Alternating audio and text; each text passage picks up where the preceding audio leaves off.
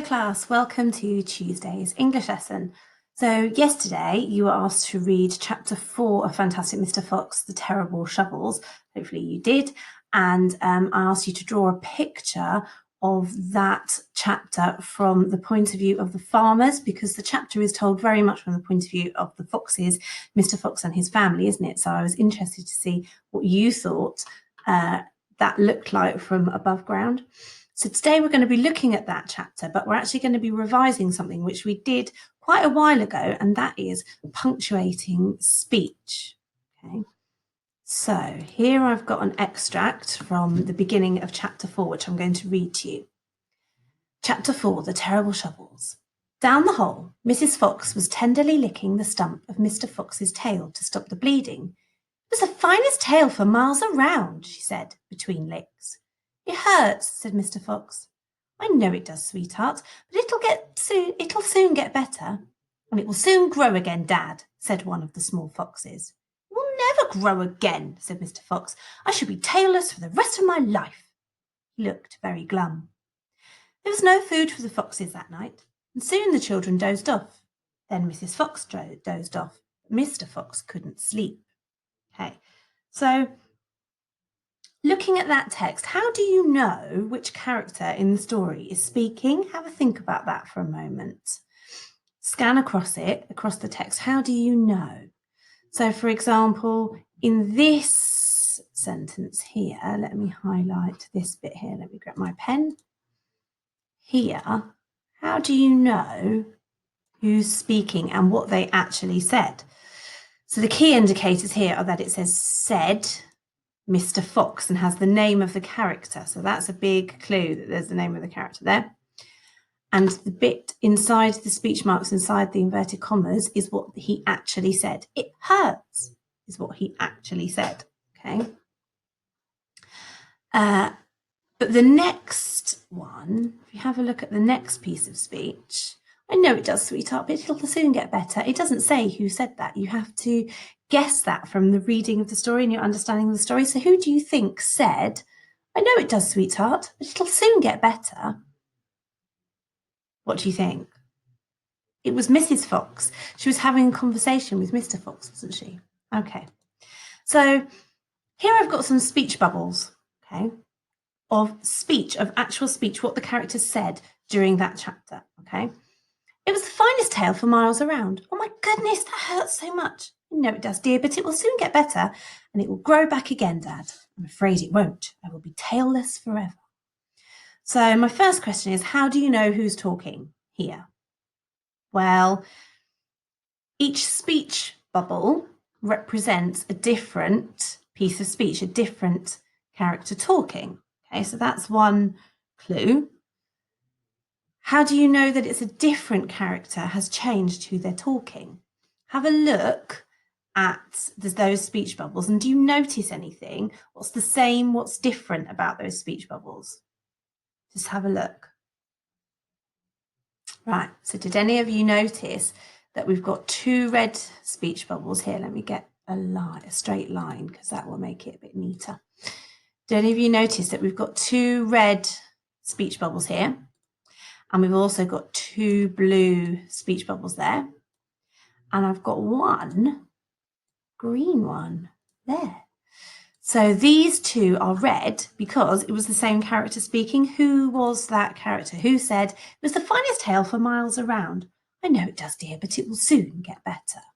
Any ideas?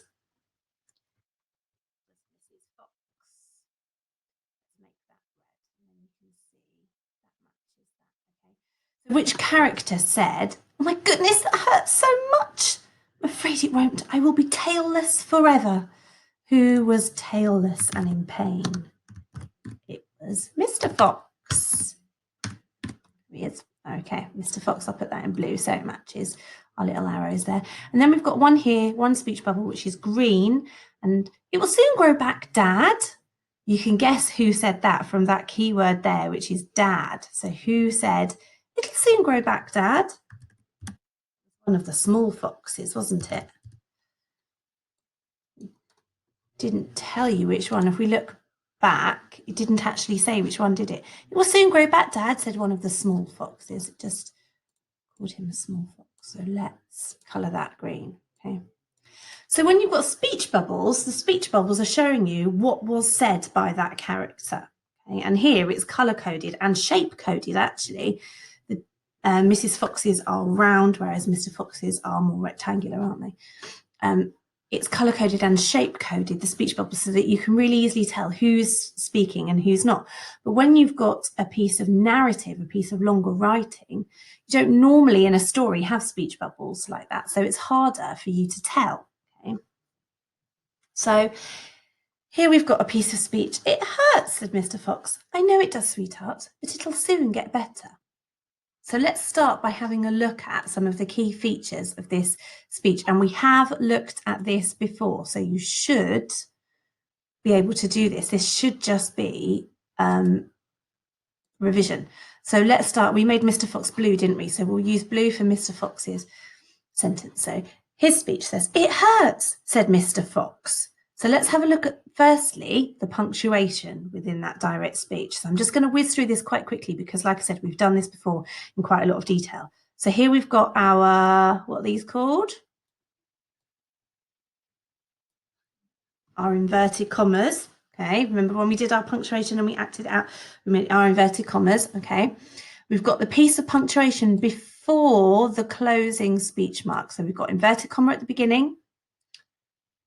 Then we've got a piece of punctuation before our closing speech mark. And then we've got our closing speech mark. And then we've got this bit here, which is the tells you who said it. Okay, it's the reporting clause at the end that says, said Mr. Fox. Now this, and then a full stop at the end. Okay.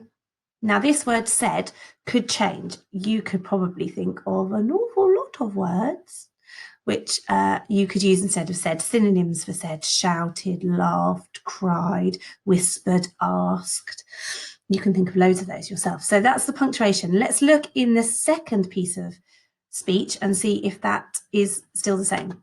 So we've got our opening inverted commas or speech marks there. Starts with a capital letter after the speech marks. That's important. I'm going to highlight that. We've got normal punctuating in our sentence. This speech has got two chunks of sentences in, so it's got capital letter and full stop within it. But if you go to the end, we've got punctuation, piece of punctuation before the closing speech marks. Now, this first piece of speech has got a comma before the speech marks because the whole sentence that speech is included in hasn't finished, because after the speech marks, it has said Mr. Fox and then a full stop at the end to close it. But in this piece of direct speech, there's no reporting clause at the end. There's no said Mrs. Fox. So this speech is the end of the sentence, which is why it's got a full stop inside the speech marks. Okay, remember that? Right. So this leads me to my next question. Who said this second piece of text? I know it does, sweetheart. It'll soon get better. It was Mrs. Fox. So you could add a said Mrs. Fox, but if you did that, you'd have to change this full stop to make it a comma. Okay? Right. So it was the finest tale for miles around. This is our speech bubble. And here I've put it into direct speech using correct punctuation, okay, as if you were writing in a story. So let's look again at those features. I've got my opening speech marks there. Start with a capital letter straight after the speech marks. It was the finest tale for miles around. That's what she actually said. That's all she said as a character, okay? We've got a comma here because my sentence, even though it's got speech included, has not finished yet. But you have to have a piece of punctuation before the closing speech marks.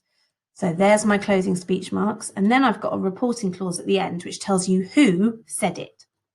Commented, Mrs. Fox. Commented is my synonym for said. Commented, Mrs. Fox. So it tells me who said it. And then I've got my closing full stop at the end. Now, here's a challenge for you. If you were going to add some more information to that sentence, what could you add? So we've got the speech, it's correctly punctuated, but you could add a little bit more detail or information to that sentence. What would you add? So I'm going to give you some thinking time. Pause the video and see if you can come up with an extra little sentence that you could add to put a bit more detail in there, okay? Right, have you thought of something? Let's see. So I've added some to mine. So it was the finest tale for miles around, commented Mrs. Fox. So to add a bit more detail, I have added, put that in the bin there. It was the finest tale for miles around, commented Mrs. Fox, trying to stop the stump of her husband's tail from bleeding. So we've just got a little bit more information there to give you a clue as to what she's doing while she's saying it was the finest tale for miles around. So when you're writing speech, it's really helpful for the reader if you add extra detail around the direct speech to give them a bit more of a picture about what's happening. Right, so here we've got a speech bubble. Wake up, they're digging us out. Now we know we should say that in quite a panicked way because we've got some punctuation there that gives us a clue. Can you see? We've got our exclamation marks. Now we're going to turn this into direct speech. So here I've got the text, wake up, they're digging us out. Exactly the same as in the speech bubble. I've just pulled it out of the speech bubble. Now, have a think about what do we need to add to this to make it correctly punctuated direct speech. So, first thing, we need some speech marks at the beginning. So, I hope that's what you were thinking. Wake up, they're digging us out. We've got speech marks, capital letter. They're digging us out. And I've got an exclamation mark there at the end. And what do I need at the end? I need closing speech marks. Now you could continue that sentence and say, shouted the foxes, or add a reporting clause on the end, but it's not necessary all of the time. Here we'll just add our closing speech marks, okay? So, your challenge for today. Here is a conversation from chapter 4.